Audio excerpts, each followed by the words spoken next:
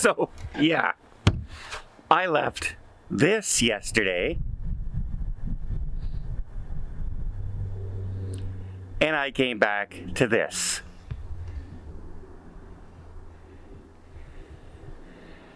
Did I make the right decision? I don't know.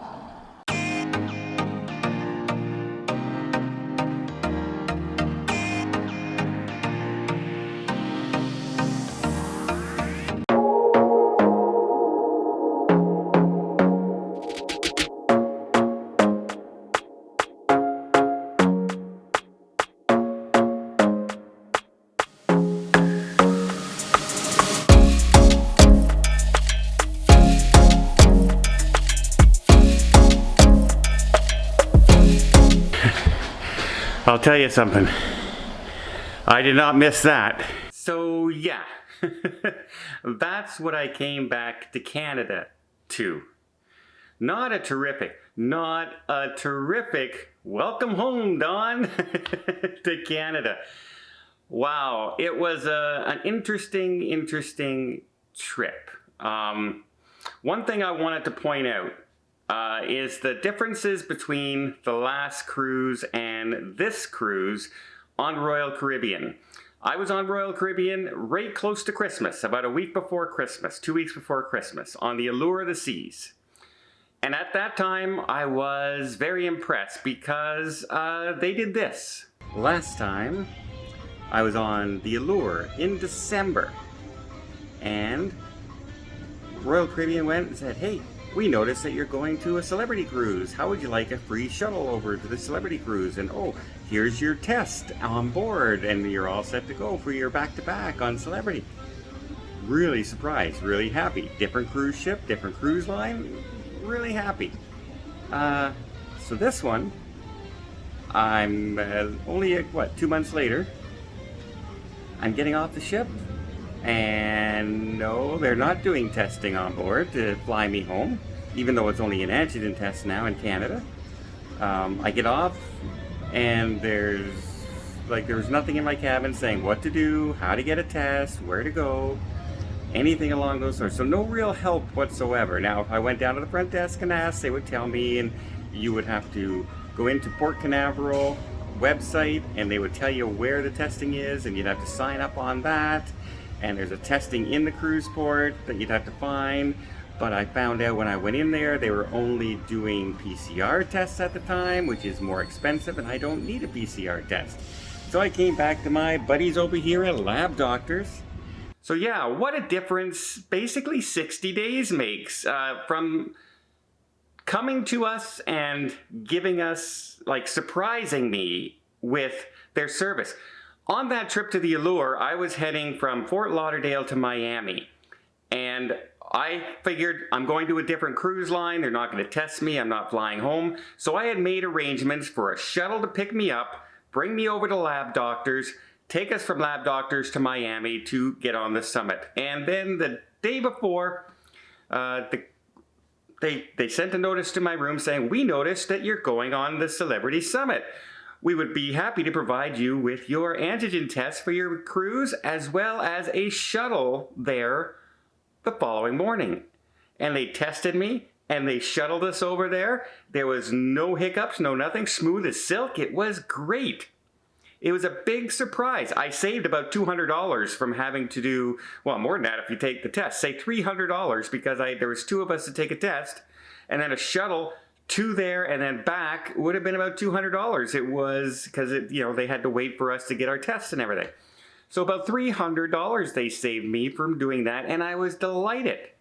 And then getting off on this ship, I kept waiting. Now, you can go down to the front desk and you can ask them what's going on, all this, how do you do this, and they will help you out. Yes. What I wanted to see if they were going to be proactive to people who may need a test, or people, going back to back, etc. Now, if you're going back to back on the Wonder of the Seas, I'm sure that they were testing people because people were having a blast on the ship. However, for me, flying back to Canada, I expected to have at least a notice in my stateroom saying, this is what you need to do. Go to this website, contact a place for a testing site, and you will be able to get tested at the port. There is one at the port, and here are the rates, etc. That's what I expected to see. But I got no notice, no heads up, no help whatsoever. That's a flaw. That's something they should be doing. They know who the Canadian clients are. You also pre-register on board saying that you're flying home. When you're filling out your form to get off the ship, you are saying what time you're flying out, where are you going. Right on that thing they ask you to fill out to let them know when you're getting off the ship and what time you want to disembark. So they know when that you're flying back to Canada. I really do think the cruise ships don't need to just leave it up to people. Because not everybody is handy with websites, not everybody is handy with a phone, not everybody knows everything on how to do these things. They may never have had to take a test before going on that cruise. So I really do feel that they should be going out and at least giving you the form in your stateroom and saying, this is what you need to do. And those people who are okay with websites and everything will, oh, okay, this is what I need to do. Great. Because a lot of people are still thinking that we're a couple months ago or a month ago when they were providing the tests and letting you know what to do and basically holding your hands through all the steps. To just go from really helpful to you're on your own is not the way to go. You could still be helpful and on your own in the same way. A simple notice in the stateroom stating, here's what you need to do, and write it down. Boom, done, right? Like, put that thing to a copy machine and print out 200,000 copies and have them ready to go.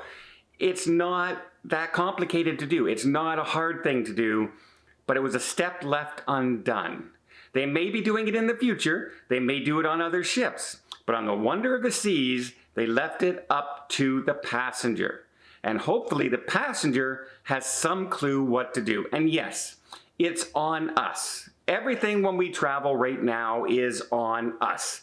How do we get there? Where are we staying? What are the shuttles? What are the testing requirements? Yes. But the more that the cruise lines or even the airlines can do to help us out is right. Like, for instance, Air Canada. When I'm signing up to fly on Air Canada, I got this great big email. This is what you need to do. You need to do this. You need to get this test. These are the requirements. These are the type of tests you need. You need to do this. You need to sign in 24 hours before your flight. You need. You can't carry this on. You can't carry that on. They're very specific. Here you go. The cruise lines could do the exact same thing. Oh, you're flying back to Canada. Here you go. Here's what you need to do to get tested, to be able to fly back to Canada, to the UK, to Australia, wherever you need to fly. But they didn't. And so I am a little disappointed in that. It's not that little step can make the difference between a smooth disembarkation for people and a rough one. And the smoother you can make it for your clients, the better off they will be, and the happier they will remember your cruise line.